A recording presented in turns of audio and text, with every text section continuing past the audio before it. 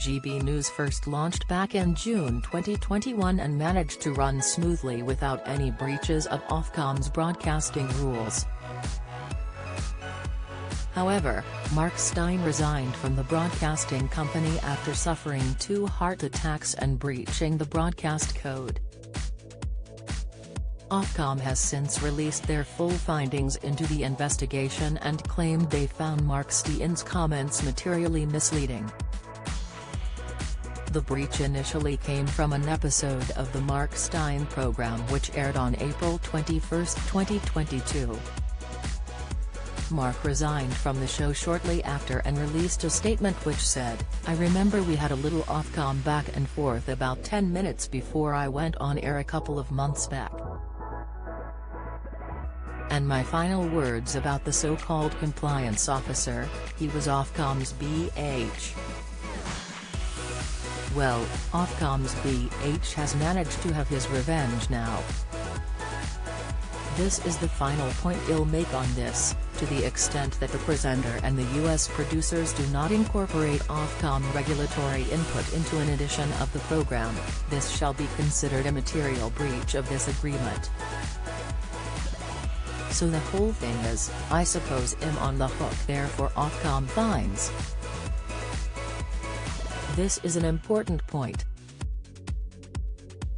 I don't have any say in our defense against an Ofcom complaint, that is all done by GB News." Ofcom has since released an update on the investigation into the breach and the comments which had been made. In a statement, they said, "We have been consistently clear that, under our rules, broadcasters are free to transmit programs which may be considered controversial and challenging, or which question statistics or other evidence produced by governments or other official sources. It can clearly be in the public interest to do so.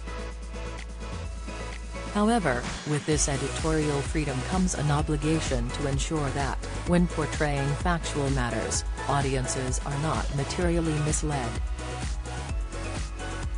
The statement continued, "In this case, our investigation found that an episode of the Mark Steyn program fell short of these standards. Not because it exercised its editorial freedom to challenge mainstream narratives around COVID-19 vaccination, but because, in doing so, it presented a materially misleading interpretation of official data without sufficient challenge or counterweight, risking harm to viewers." They outlined the program incorrectly claimed official UXA data provided definitive evidence of a causal link between receiving a third COVID-19 vaccine and higher infection, hospitalization and death rates. Don't miss Endeavour's Roger Allam on Fred Thursday's Future After Final Series, latest, Sunday brunch viewers slam uncomfortable Crufts judge inspection, watch, James Jordan warns best skater may not win dancing on ice, insight, Mark's material was materially misleading because of the way it was presented to its audience, the ruling stated. The way the data was presented to viewers during the program did not take account of the significant differences in age or health of people in the vaccinated and unvaccinated groups studied. We also took into account the definitive way in which the misleading interpretation of the data was presented, and the absence of adequate counterweight or genuine challenge. The program also failed to reflect that the UXA reports made clear that the raw data contained within them should not be used to draw conclusions about the effectiveness of the vaccine. They concluded their statement by reiterating the misleading claims were broadcast as part of a factual program on a news and current affairs. Ofcom claimed the information could have influenced viewers to make important decisions about their own health.